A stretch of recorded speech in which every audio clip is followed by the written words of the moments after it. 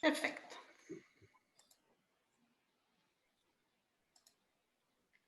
Muy buenas tardes. Saludamos muy cordialmente a todas las personas que nos acompañan hoy, especialmente a nuestros panelistas e invitado especial.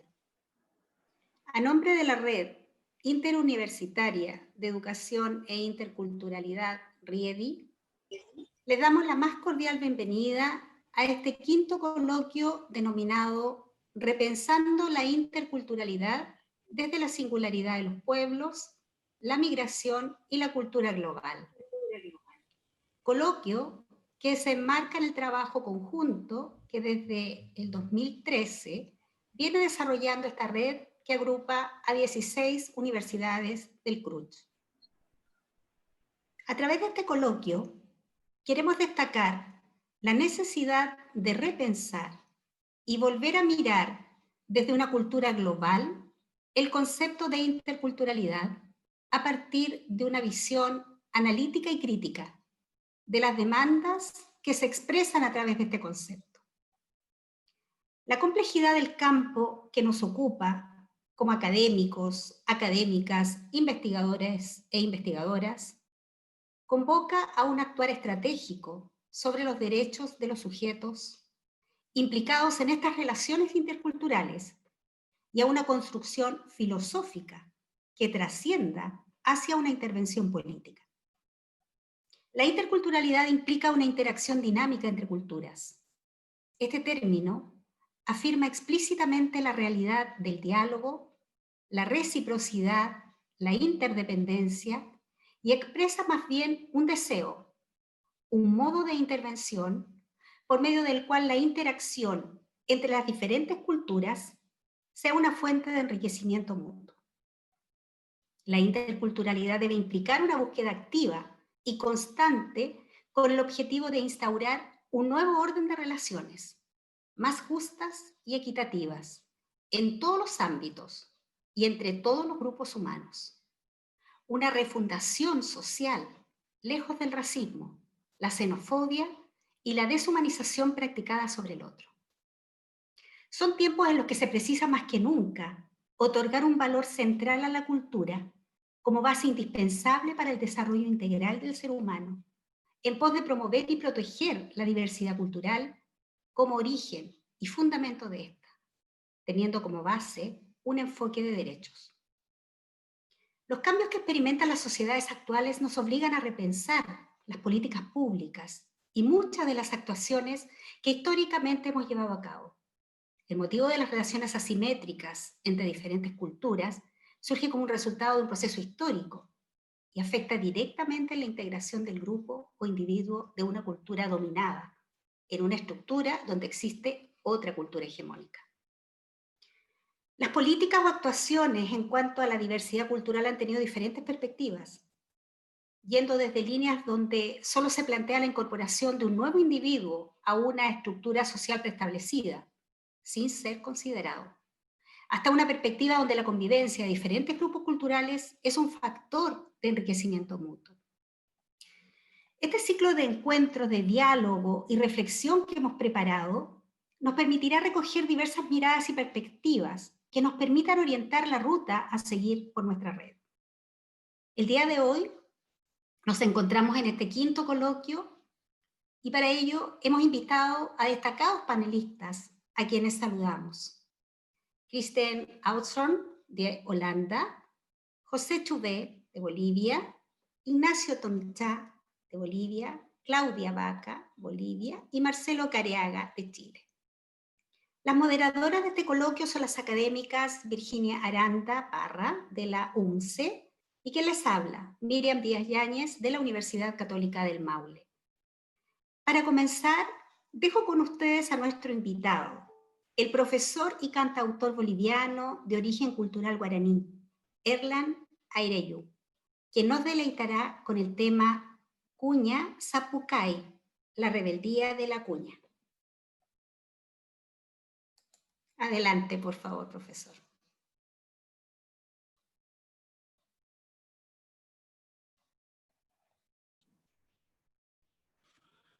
Karma Peño Paite, Amando tamaraime opaete tenteyaite peiko kuae yembiguasupe vai.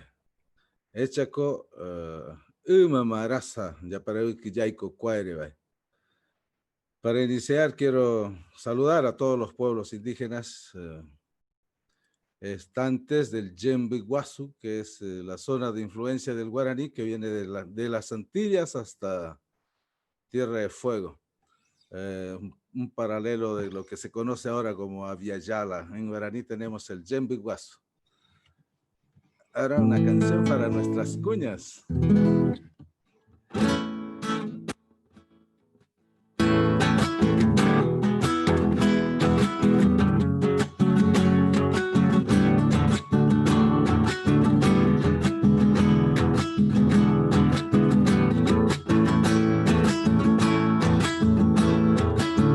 Guapeñandeate, o cabete meteñape, cherobia pero yupape, ore miari pebe, guaymenta con bache cuepe, para ir en tape, cuña tai, peñore en dive. Guayara guapeñandeate, o cabete meteñape, cherobia pero yupape, ore miari pere, hoy venta con bache y puepe, cara y renta pe, cuña tai, pello rendive.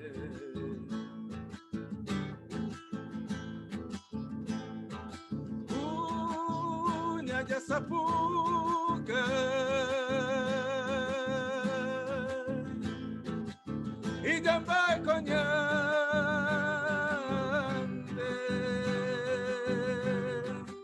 Morombo coñande,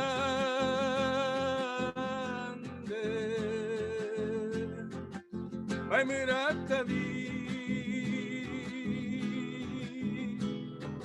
uña ya sapuca, y ya va coñande,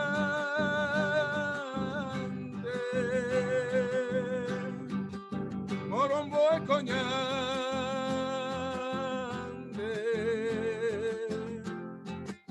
Ay, mirate vi.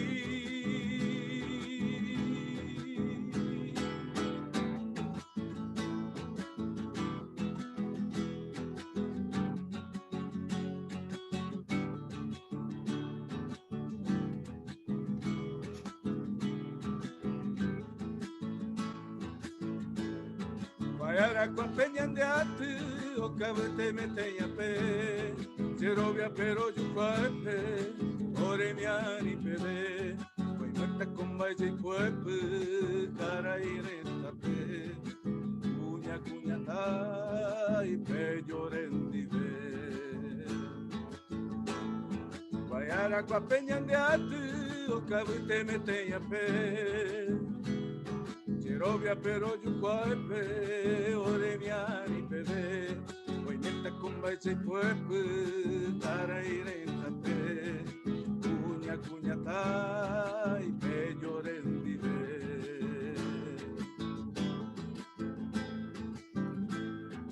Cuña ya sapuca, y ya va coña.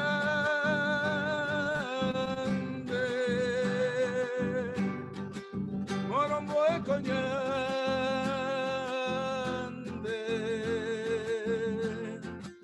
vai mirate vi, uña ya sapuca, y ya va coñande,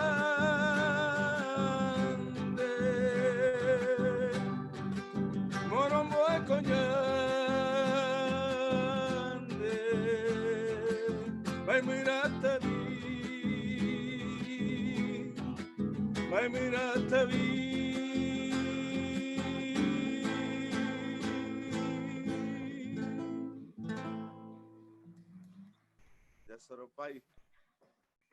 Muchas gracias, profesor Erland Aireyu, por su excelente interpretación. Ahora damos paso al coloquio, repensando la interculturalidad desde la singularidad de los pueblos, la migración y la cultura global. Y dejo con ustedes a Virginia Aranda, académica de la UNCE. Virginia.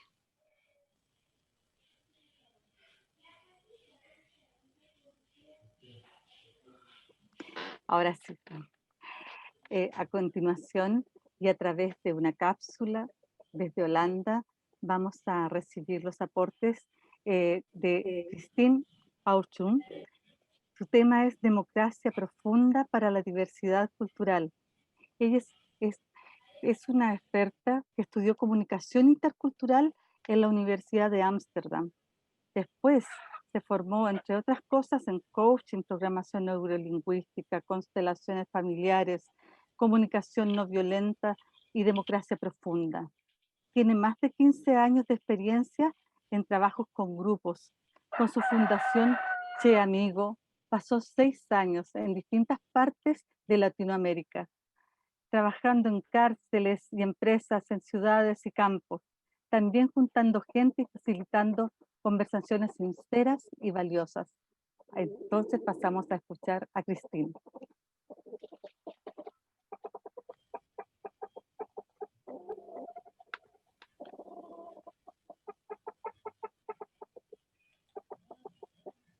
Hola, muy buenos días. Mi nombre es Christine Autorn, soy de Holanda y quiero tomar esta oportunidad para hablarles un poco de la comunicación intercultural.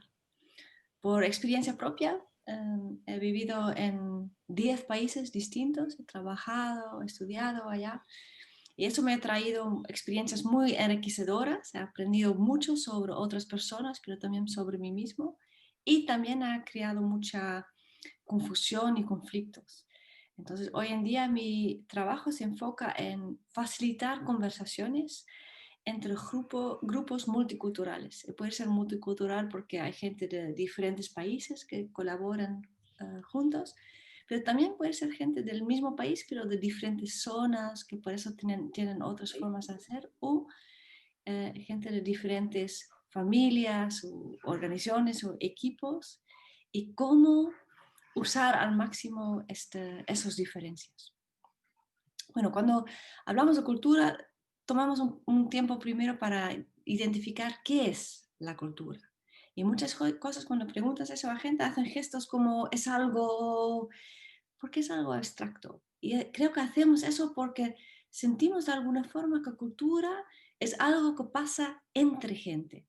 No, tú solo no puedes tener cultura. Cultura tiene que ver con interacción, cómo interactúo con otros y con la toma de decisiones, cómo tomamos decisiones. Entonces, cultura es interacción y decisiones. Y hay un gran pensador de nuestro tiempo, creo que es Arnold Mindell, que es alguien que es ingeniero especializado en la quantum física y también es psicólogo. Y él dice, el mundo es profundamente democrático. Y lo que él quiere decir con eso es que el mundo está. Nada tiene sentido propio. El mundo está y cada uno de nosotros en cada momento da un sentido a lo que vemos y lo que vivimos. Decidimos si algo es verdadero o falso, bonito, feo, bien, mal. Por ejemplo, si yo les pregunto, ¿pegar a alguien está bien o está mal? Algunos dirían tal vez directamente que está mal, otros, bueno, depende. Sabemos que tal vez en una escuela de boxeo hay otras reglas que en la oficina o en la calle. Depende tal vez si es autodefensa o si es un ataque. Y cada uno de nosotros puede llegar a otras conclusiones sobre qué es bueno y qué es malo. Porque somos todos diferentes. Y yo diría que nos cuesta bastante lidiar con eso ser diferente. Por lo general nos gusta la diferencia cuando se trata de una variación de yo mismo. Entonces, si yo, por ejemplo, quiero ir a la izquierda y otra persona dice, podemos ir corriendo a la izquierda. Bien, lo probemos, ¿por qué no? Pero si yo quiero ir a la izquierda y otra persona dice, no, yo quiero ir a la derecha o no quiero ir a ningún lado, eso es molesto. Entonces, resumiendo, el mundo es profundamente democrático, nada tiene sentido propio. cada uno de nosotros da en cada instante un sentido a lo que pasa y cada uno hace eso de otra forma. Cuando se suma todo eso, ya ves que es una receta para caos y inseguridad total. Eso explica porque muchas veces es un desafío colaborar con otros humanos. Pero hemos encontrado una solución y eso es la cultura. Cultura son estas reglas conscientes que podemos decir, bueno, mi cultura es así o así, y mucho más son esas reglas inconscientes que no contamos porque ni nos damos cuenta, que es normal. Por ejemplo, tal vez han pensado un poco esta mañana, ¿qué me voy a poner ese día que voy a participar en esta conferencia en línea? Y estamos buscando un poco, ¿no? ¿Qué es el protocolo de cómo vestirse en línea? Cuán formal o informal puede ser, entonces tal vez lo han pensado un poco, pero estoy segura que nadie de ustedes se ha pensado esta mañana, ¿me pongo algo? Y eso es cultura. Son todas esas cosas que ni hace falta pensarlo porque son tan obvio, ¿no? Y no estaba en la invitación, por favor, vengan vestidos, ¿no? Entonces, y todos hemos llegado, me imagino, más o menos a lo mismo, ¿no? Nadie ha venido acá en un vestido de gala o un traje de Superman o en bañador, ¿no? Entonces, más o menos hemos llegado a lo mismo y eso nos da la cultura como reglas, pautas de cómo interactuar. Bueno, ¿qué pasa? Un grupo sale juntos. Y normalmente, o sea, más tradicionalmente era que este grupo vivía juntos en un pueblo y hoy en día es más, se junta alrededor de un objetivo, algo que quieren hacer. Entonces, este grupo sale junto y quiere lograr algo y para lograr eso tiene que contestar algunas preguntas universales por el simple hecho de ser humano. Preguntas de cómo resolucionamos conflictos, cómo lidiamos con la diferencia entre hombres y mujeres, qué es importante. Y en esta búsqueda surgen cosas que son importantes para nosotros, nuestros valores, las cosas que valorizamos. Y desde estos valores se crean reglas de interacción. Y desde esas reglas de interacción se genera un entorno que está conforme con esas reglas. Por ejemplo, si en mi grupo surge el valor de la honestidad, que considero que eso es algo muy importante. Eso puede llevar a una regla de comportamiento que cuando hablo con alguien le miro directo en los ojos para ver si me está diciendo la verdad, le dejo que me mire directamente para que vea bien de que estoy diciendo la verdad. Y si esas son las reglas de interacción, el restaurante, por ejemplo, ¿cómo se va a hacer? Va a poner mesas donde la gente está sentado frente el uno al otro para que se puedan ver bien en los ojos, ¿no? Ahora, alguien de este grupo encuentra a alguien de otro grupo que han salido con las mismas preguntas universales, porque también son humanos, pero para ellos han surgido otras cosas que son importantes. Y desde esas cosas, otras reglas y se ha creado un entorno distinto. ¿Qué pasa si estas personas se encuentran? Qué bonito sería, ¿no? Si se encontraran y diría, qué interesante. Hemos salido con las mismas preguntas y hemos llegado a otras respuestas. Pero ya sabemos que muchas veces eso no es lo que pasa. Si yo veo a alguien que no me quiere mirar en los ojos y yo me desconfío un poco de a ver si me estará diciendo la verdad o no, yo le voy a explicar, oye, mejor me miras a los ojos o tú no entiendes, yo me molesto, ¿no? Y creo que es ahí donde dificultamos el proceso de sacar un máximo provecho de las diferencias, porque sería mucho más eficaz si podríamos decir, a ver, en la situación específica en que nos encontramos ahora, con la tarea específica que queremos cumplir juntos, ¿cuáles son las respuestas que más nos sirven? ¿Cómo tú lo ves? ¿Cómo yo lo veo? ¿Y cómo podemos tomar decisiones más conscientes?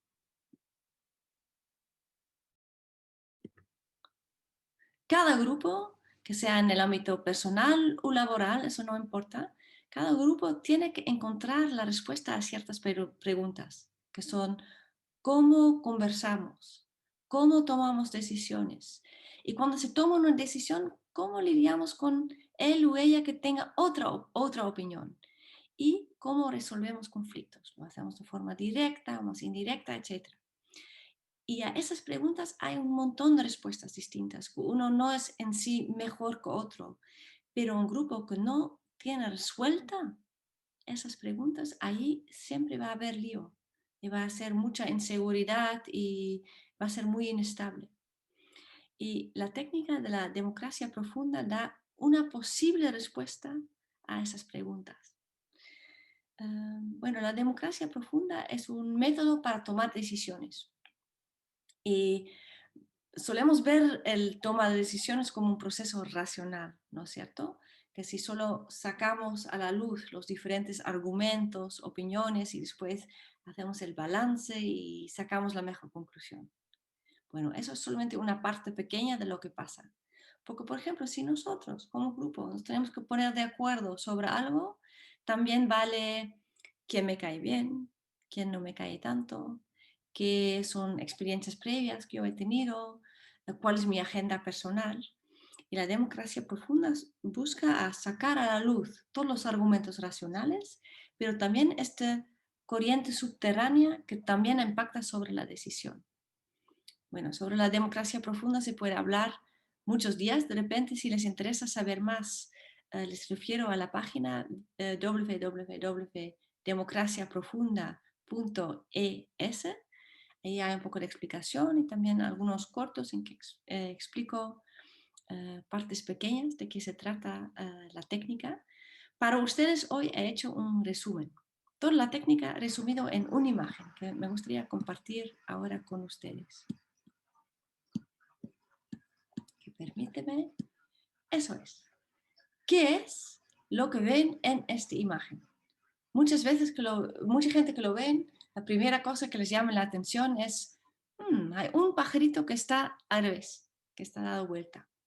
Y mi pregunta a ustedes sería, ¿qué creen que los otros pájaros dicen a aquello que está al revés? Sería bonito, ¿no? Si dijeran, tú ves el mundo muy distinto. ¿Qué es lo que tú ves? Pero de alguna forma sabemos que muchas veces no es así. Que seguramente dirán algo como, ¿qué haces? Compórtate bien, sé normal, ponte erecto. O cuando es una organización donde son muy de cuidar, es, ¿cómo puedo ayudarte a ser normal, a comportarte bien? Bueno, este pajarito, voy a dejar de compartir, este pajarito en Holanda lo hemos llamado Harry, acá voy a decir Joselito, pero también pudiera ser Josefina o cualquier otra palabra. Es el símbolo para la voz diferente. Puede ser que todos somos muy positivos, optimistas y que Joselito es el que ve la cosa más crítica. O que todos hablamos de forma muy racional y Joselito es el que habla desde lo emocional, por ejemplo. Y por lo general, este Joselito nos cuesta. Lo vemos un poco difícil. Y es importante reconocer que muchas de las invenciones, los avances que tenemos hoy en día, han empezado con alguien que tenía el valor de hacer algo diferente, de cuestionar las formas como siempre se han hecho las cosas. Entonces, tenemos una deuda muy grande con esta voz. ¿Y cómo podemos lidiar con este Joselito, esta otra voz? Define mucho nuestra capacidad de ser innovador y de lidiar con cambios. La democracia profunda es una técnica que busca a incluir la sabiduría de la minoría, la voz que es un poco distinto. Y hay, como dije, hay muchas técnicas, muchas formas de ver y quiero compartir una pequeña parte de lo que es. Y para eso es importante que distinguimos entre diferentes tipos de conversaciones. Obviamente que hay un montón, pero una forma de distinguir es decir que tenemos conversaciones transaccionales. Esas son conversaciones muchas veces con una agenda, quién hace qué, temas prácticos que terminamos con una lista de decisiones. Esas son conversaciones transaccionales. Luego hay otras conversaciones que son conversaciones transformacionales, que a veces también lo llamamos conversaciones del fogón. No sé si alguna vez se han sentado alrededor de un fogón y ahí hay otro tipo de conversaciones, ¿no es cierto? Hay silencios, no están planificados, no hay un tiempo muy fijo en que se tiene que terminar y a veces terminamos contando cosas personales que ni sabíamos que íbamos a contar. Y ahí se canta, hay cuentos y esos cuentos nos dicen de dónde venimos, qué es importante para nosotros, de qué soñamos, por dónde vamos. Y eso son conversaciones transformacionales que tienen que ver con nuestra identidad, de quiénes somos, quiénes queremos ser y cómo llegar. Entonces, dentro de una organización o una familia o un país, es muy importante quién está invitado al fogón, quién está incluido en esta conversación. Y es en tu organización o dentro de su equipo, hay suficiente espacio para esas conversaciones transformacionales. Hay una técnica que les quiero dar para darles más sentido a esas conversaciones y eso es el check-in. Check-in hay muchas formas, pero siempre siguen unas mismas pautas, que el primero es no se reacciona el uno al otro. Es simplemente un espacio donde se propone una pregunta y cada uno tiene un tiempo para contestar. Y si alguien quiere hacer preguntas, quiere opinar, quiere dar su opinión, le dices, espera, eso no se hace ahora, habrá posibilidad al final. Entonces, eso es la primera cosa. La segunda cosa es que no seguimos así el círculo del muerte, uno por uno, y después cada vez que se te acerca el turno, más estás pensando en qué vas a decir y menos estás pensando en escuchar en los demás, sino hacemos el estilo pipoca. Quiere decir, el que lo guía, el que lo facilita, empieza. Y después, quien quiere ir, va, hasta que le ha tocado a todo el mundo. Entonces, esas son las dos cosas que se explica con anticipación. No reaccionar y va a ser estilo pipoca.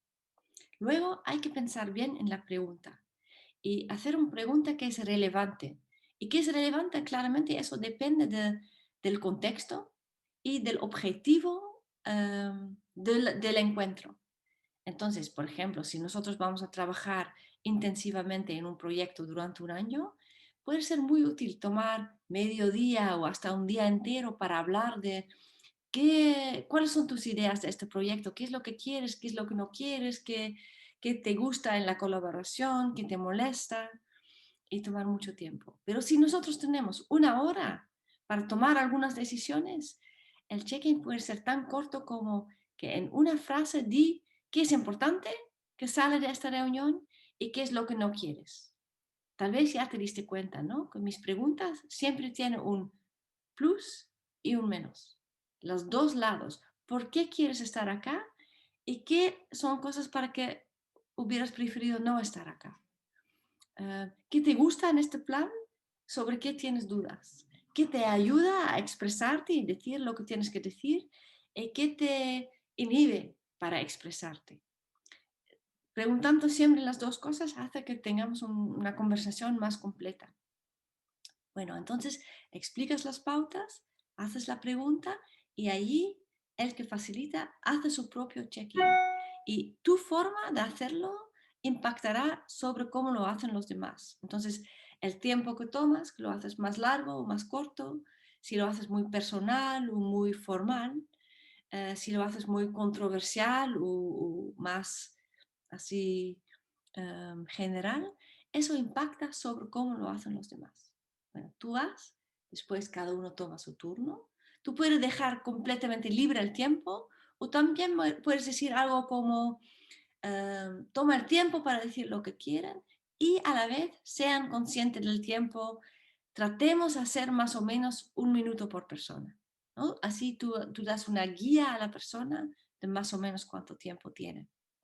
Cuando cada uno ha hablado, tú haces un resumen, pero el resumen nunca es tal persona piense eso y tal persona opine ese, o la mayoría quiere eso y otras no quieren, sino el idioma que usamos para resumir es tomando todo lo que se ha dicho como lo nuestro, como lo de nuestro grupo.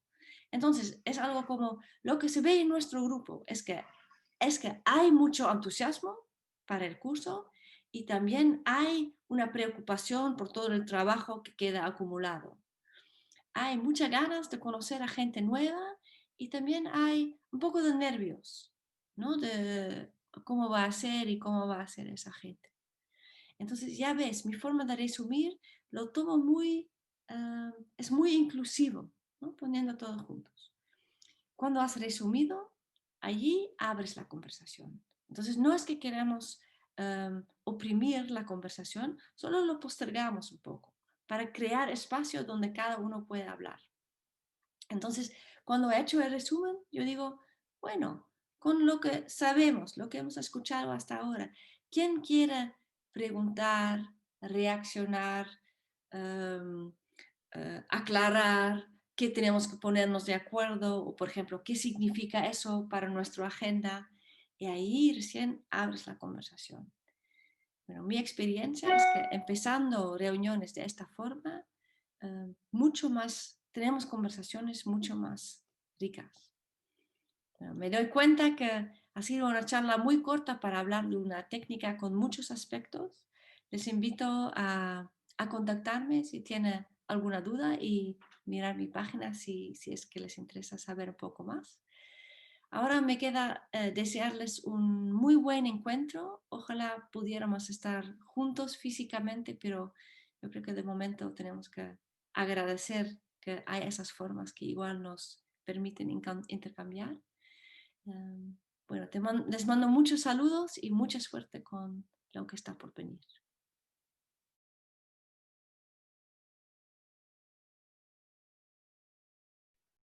Agradecemos a Christine su aporte y vamos a continuar con un invitado de Bolivia, José Chubé, sociólogo y comunicador intercultural, chiquitano, fundador de UBIU Voces Indígenas Urbanas Bolivia. Realiza reportajes radiales y audiovisuales sobre diversas culturas de Santa Cruz. Nos va a exponer las redes sociales para comunicar las voces indígenas urbanas. Adelante, José.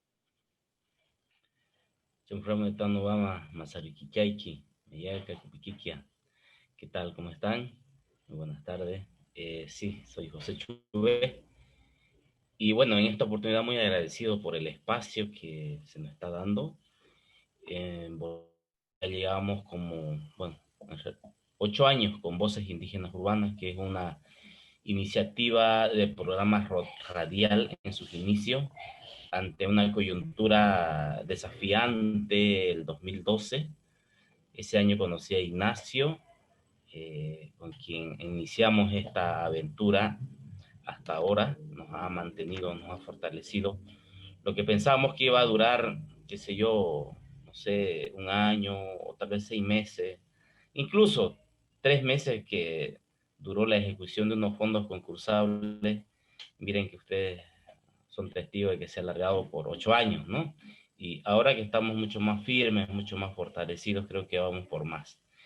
Y bueno, yo les decía de que Voces Indígenas Urbanas se fue gestando a raíz de por un lado, la crisis que sufrieron las organizaciones indígenas en 2012, 2011, 2012, pero también es fruto de la madurez profesional que hay en sus integrantes, en los pueblos indígenas, que tiene sus aspectos positivos, ¿no? Que muchos ingresamos a la academia, muchos pisamos la universidad. Tuvimos la oportunidad que muchos indígenas no la tuvieron, no la tienen y no la van a tener, ¿no? Nuestro país sigue siendo un país bastante excluyente. Y bueno, hoy viendo el tema de la discriminación en este conversatorio, nos hacemos presentes no para victimizarnos, sino para compartir nuestras experiencias positivas en cuanto al manejo de redes sociales, para reivindicar nuestros derechos, por un lado, de existencia, visibilizando nuestras propuestas, nuestras demandas históricas. Y claro, desde el 2012 se va también visibilizando como a fuerza la presencia de los indígenas en la ciudad, ¿no? Un término que ya en la academia, principalmente cruceña, se va acuñando poco a poco, porque se tenía pensado, incluso algunos investigadores pensaban que lo indígena era netamente rural. Sin embargo, no es así. Casi, si no exagero, más del 70% de la población indígena reside en centros urbanos.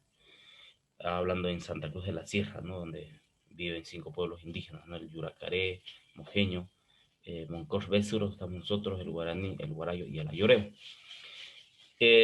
Menciono esos 5 pueblos porque hay una fuerte desinformación, no sé si intencionada, pero creo que es nuestro sistema educativo que nos empuja a todo aquello, ¿no? En Santa Cruz, aquí en nuestra ciudad, capital, para tratar a un indígena de manera despectiva es decirle guarayo. Y guarayo es un pueblo que tiene historia, que tiene tradición, que tiene idioma. Y bueno, desgraciadamente nos meten en la misma bolsa, pero de manera despectiva a toditos, ¿no? Incluso cuando ven a Lloreo le dicen, ¿no? El ay, los guarayos, eso, caminando por la calle, ¿no? Entonces, todo eh, esta cuestión que se ha venido viviendo, ¿no? De discriminación, de racismo en nuestra ciudad, y también viviendo esa crisis política por la que atravesaban nuestras organizaciones, ¿por qué no decir el país también? Porque somos parte del país, nos llevó a repensar y que a través de la radio podíamos llegar con producción radiofónica hacia las personas para de esa manera sensibilizarles de lo diverso que somos como pueblos indígenas, ¿no? Que el pueblo ayoreo tiene su propio idioma, tiene sus propios mitos, sus propios cuentos, su propia forma de ver el mundo, lo propio el pueblo guaraní, el pueblo moncos chiquitano, del que somos parte, Ignacio y yo, Claudia incluso. Entonces, esa diversidad de pueblos es la que no se conoce desde, al menos hasta antes de la implementación de la malla curricular, ¿no? Ignacio muy bien lo sabe eso y seguramente va a tratar más a fondo, pero mal que mal, la constitución actual aprobada en febrero del 2009 reconoce de manera formal a los 36 pueblos indígenas de Tierra Baja. Y esto ha generado movilización al interior de las organizaciones indígenas, desde luego, para que se reconozcan esos derechos, pero no solamente el reconocimiento, porque está reconocido, ¿no? Vale la redundancia, sino para que se ejerzan de manera plena, ¿no? Entonces, en esa exigencia es que llegamos a chocarnos con un Estado todavía colonial, ¿no?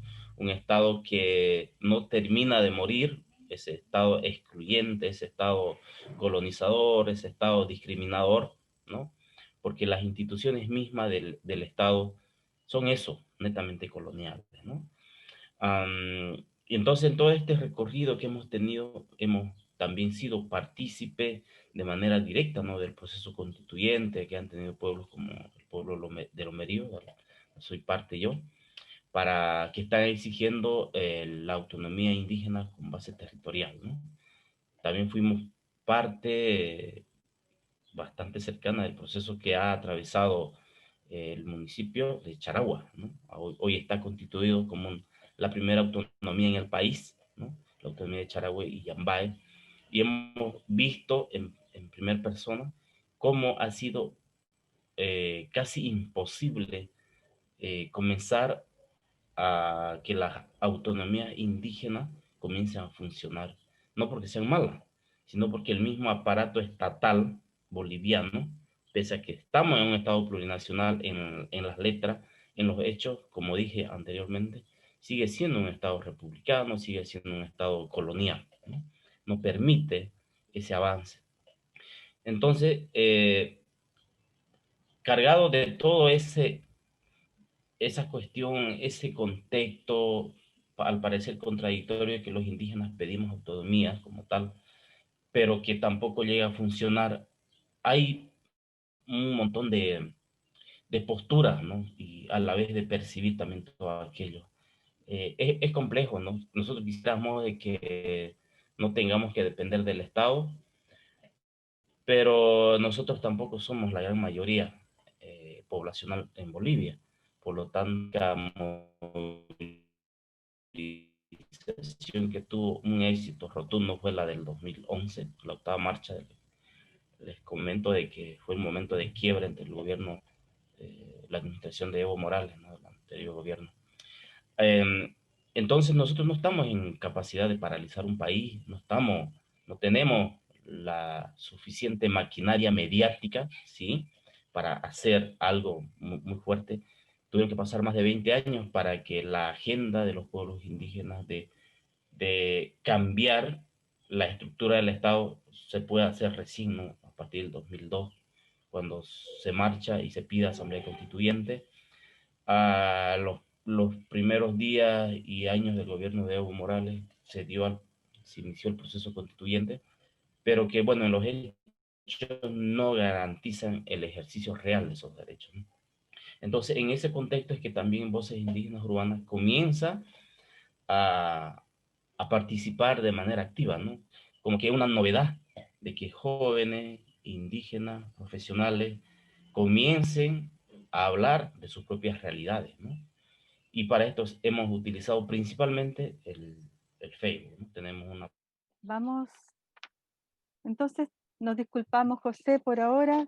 Te esperamos en el otro espacio si nos damos el tiempo para completar la idea.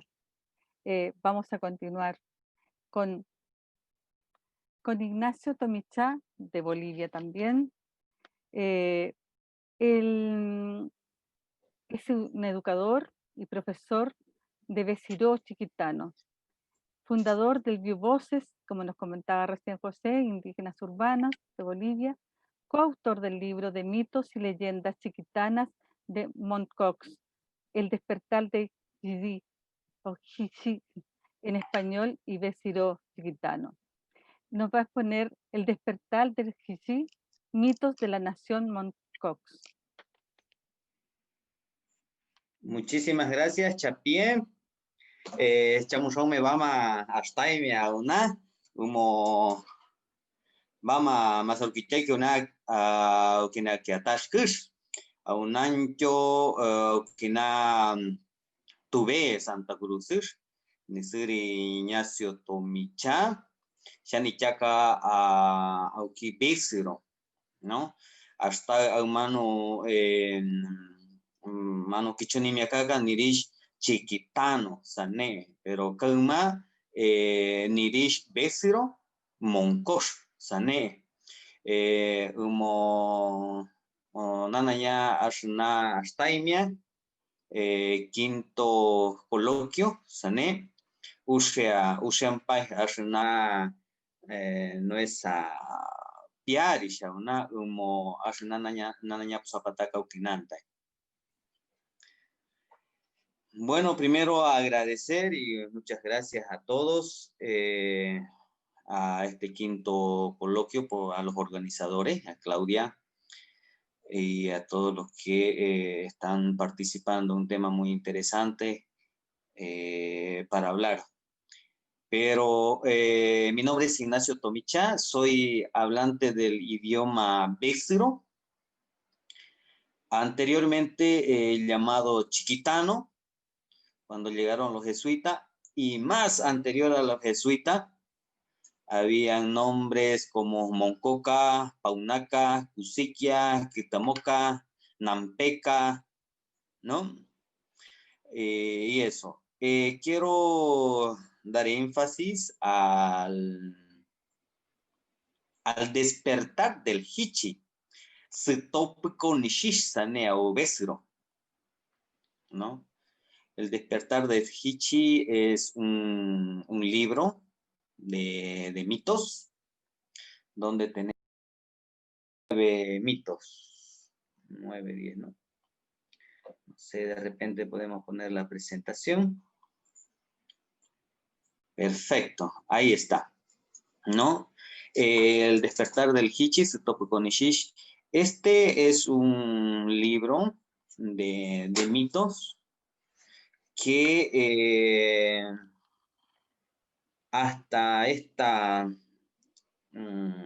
hasta este siglo, vamos a mencionar así, se sigue dando esta práctica. He escuchado un poco a la anterior expositora que habló del fogón, ¿no? Del fogón, de donde se expresa todo eso, ¿no?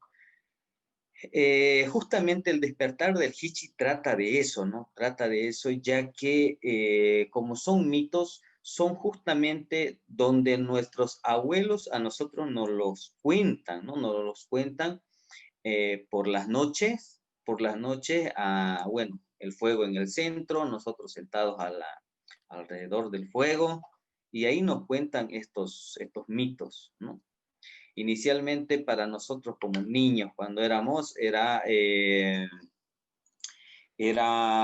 bueno, nada más historia, ¿no? Historia que, bueno, teníamos que escucharlo, pero al final ahora sabemos que son las enseñanzas que dan nuestros abuelos. La siguiente presentación.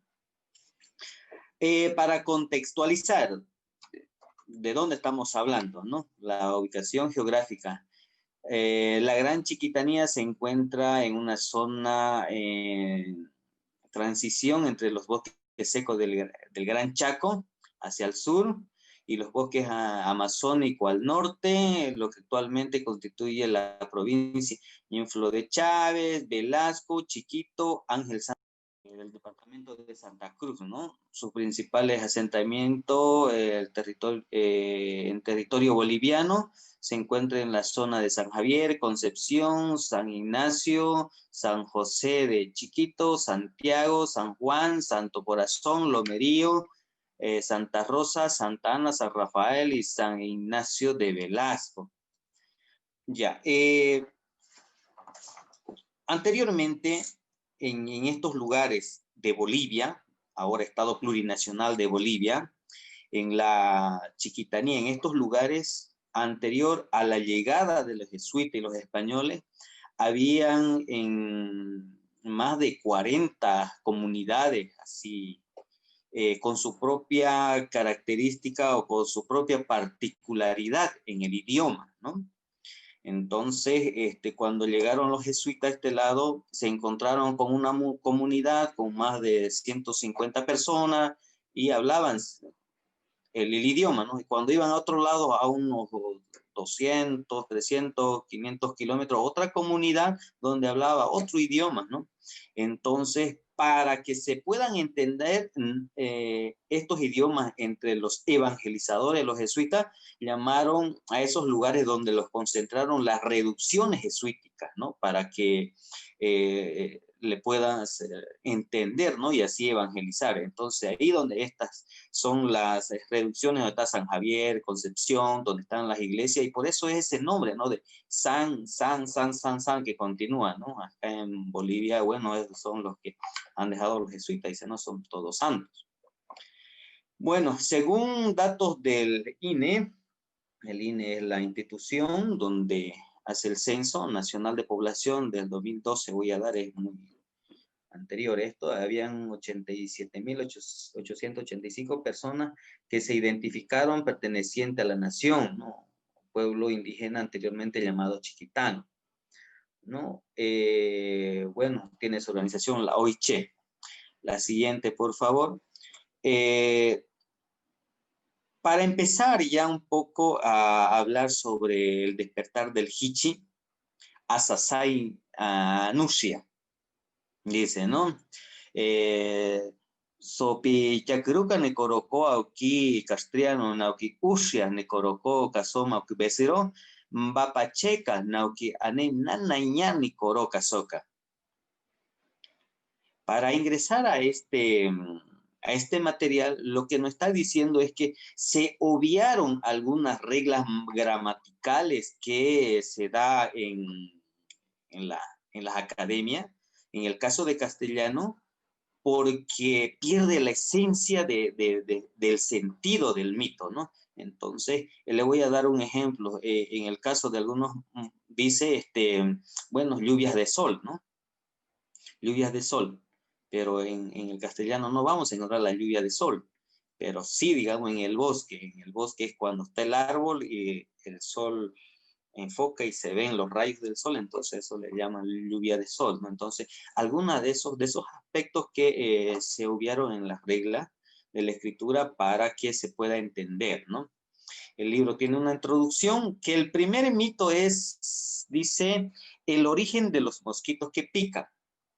Luego está el origen del color de las aves, el origen del peje, en Ashisti el cazador, Notamonrish, Yacubarosh, Paish, el origen del tabaco, Cacincho el cazador, Numanturés y el pequeño Moncor, y bueno, al finalizar tiene una guía didáctica, ¿no? Lo interesante es que todos estos mitos nos da o nos muestra el inicio de las cosas, ¿no? El inicio de la creación, o sea, que nuestros abuelos en el fogón, en el fuego, en las noches cuando nos sentábamos después de cenar, nos contaban estos cuentos y así durante la vida o para la vida son lecciones que era para tener una relación entre la naturaleza y el hombre, ¿no? Y además el principio de las cosas, ¿no? Por ejemplo, es el Kuyuri, Nisunanku, Novo Rashuna, Osiyoni, Taicho, Pasorio, dice, ¿no? Esto quiere decir que los mosquitos ahora vienen de las cenizas de un hombre. Le voy a dar un pantallazo general de en qué consiste del Kuyuri para que podamos ver, digamos, ¿no? Cómo se inició. Había un hombre que era grande, fuerte, como se ve en la imagen, que se comía a los cazadores que iban al monte, entonces él los veía, los cazaban y le decían, estos son unos chanchos, ¿no? Entonces los cazaba a los chanchos, lo llevaba a su casa y allá lo esperaba su mamá, entonces en una olla grande lo cocinaba, ¿no? Él después de cazar llegaba y se los comía, ¿no? Y la comunidad Moncor se preocupó sobre esta situación, que se perdían los cazadores, ¿no? ¿Por qué no retornan? ¿Por qué no vuelven? Y antes de esto no había el mosquito, no había los higenes, o sea, todo insectos que le pican al hombre, no existía, ¿no? Antes de esto, por eso se iban al monte, se podían quedar, ¿no? Y en un momento dice, vamos a ver qué pasa con los cazadores, con nuestros cazadores que no retornan. Entonces, cuando llegan ahí y lo ven al hombre, al hombre grande, fuerte, ¿no? Y bueno, es el que los cazaba, ¿no? Ellos retornan, cuando lo ven, retornan a su comunidad y le dicen, ¿no? Ahí al cacique, bueno, cacique, hemos encontrado quién mata a nuestros cazadores. Entonces, lo que vamos a ir a hacer es también lo vamos a agarrar, ¿no? Entonces ellos se pintan la cara de color rojo. Hay un pigmento, una fruta, que es el urucú, que hay en el monte. Urucú lo conocemos acá, para la comida, que se pintan toda la cara. Entonces y se van. Y cuando lo encuentran ahí al Kuyuri, lo ven y wow, dice el Kuyuri, qué bonito que son su piel de ustedes, yo quiero ser igual que ustedes, ¿no? Y ellos, bueno, aprovechando esa situación, claro que sí, podés estar como nosotros. Lo que tenés que hacer es sentarte acá y te vamos a echar hoja. No le echan, se sientan en medio monte, le ponen hoja por todos lados, hoja seca, y después le prenden fuego, ¿no? Entonces el Kuyuri siente la calor y bueno, no muere, ¿no? Como es del monte, no muere. Entonces le siguen echando más fuego. Y de un momento a otro, cuando se termina el juego, y entre las cenizas que se había dejado ahí, seguía hablando, ¿no? Seguía hablando, ¿no? Entonces dijeron, para que no vuelva a matarnos, lo que vamos a hacer es agarrar la ceniza y echarlo al agua, al río, ¿no? Pero una vez que lo echemos, tenemos que correr de aquí, y prohibido mirar atrás. Entonces lo echan todas las cenizas del Kuyuri al agua, al arroyo, y corren de regreso a su comunidad. Pero había un curioso que volteó para mirar. Entonces, de la ceniza salieron los mosquitos, diferentes tipos de insectos salieron en busca del hombre para seguir molestándolo y seguir sacando la sangre, seguir comiéndolo, ¿no?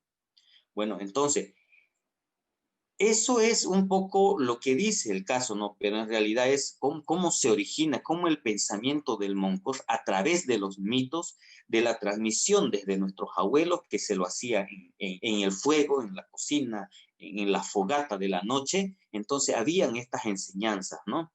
Entonces así está el mito del Kuyuri. La siguiente presentación, también así sucesivamente. Aquí dice En 3 no page minutos, por favor, Ignacio. de acuerdo, muchísimas gracias. Ni Chacualqui, ni Yusu, no Taumanca, ¿no? También dice, ¿por qué todo es bonito? ¿Por qué todo tiene sus colores? Tiene su origen, ¿no? Para los chiquitanos, el origen ha sido de la sangre de uno de los hermanos, que dice en el cuento que subió al cielo, entonces se cerró el cielo y quedó colgado una pierna, ¿no? Y de las sangres de los pájaros que lo picoteaban, entonces cayó y se mancharon todos. Entonces es así donde todas las cosas ahora tienen colores, ¿no? De la sangre. Entonces, la siguiente, por favor, esto es otro. Nishish Aibu o Aibuti Yakubarush. Aibu es hablar de la mujer, Aibuti hablar del hombre. Por eso es que hay dos ahí, ¿no? Dice el cazador y el hichi. Para los moncos o los chiquitanos, el agua tiene dueño, las plantas tienen dueño, los animales tienen dueño. Entonces, para tener una relación entre la naturaleza y el hombre, hay que pedir permiso, ¿no? Y esos son los nishish. Los nishish, los hichi, que son energía, ¿no? Que son energía o los dueños del monte, ¿no? Y esos están en los cerros y bueno, ahí son sus casas. Entonces hay que pedir permiso. Entonces nuestros papás, nuestros abuelos, cuando iba a cazar, entonces hacían diferentes formas de cómo pedir permiso, ¿no? Uno hasta para matar a un animal, ¿no? Se le saca una pluma de acá y se lo esparce. Entonces, todo eso no se lo aprende en una lección, como es ahora, sino en esta forma de tener la relación entre el hombre y la naturaleza. Para que nos diga al final, no somos dueños de la naturaleza, sino somos parte de la naturaleza, ¿no? Somos parte, y bueno, para nosotros, lo que nos rodea es nuestra casa grande, ¿no? En cualquier momento, en cualquier otro evento, siempre se habla de la casa grande, ¿no? Y eso se comparte o se aprovecha el festejo con el destape de la chicha, ¿no? Bueno, la siguiente diapositiva. Con eso quiero agradecer bastante, y el tiempo ha sido cortito, he dado un pantallazo muy general justamente de lo que los chiquitanos moncos de acá tenemos para compartir y cómo es la transmisión que hacían nuestros abuelos hacia nosotros. Y ahora que vemos que nuestra casa grande, nosotros lo estamos ensuciando, ¿no? Con todo el tema de la pandemia y muchas cosas, para nosotros los chiquitanos es que ya se está ensuciando nuestra casa, ¿no? Y en algún momento esto se tiene que limpiar como ya ocurrieron en anteriores épocas, ¿no? Muchísimas gracias a todos. Con esto muy agradecido, quiero ir concluyendo desde Bolivia, desde la nación Moncos. Un gran saludo a todos. Muchísimas gracias. Muchas gracias, Ignacio. En este tema de la academia, los tiempos son muy...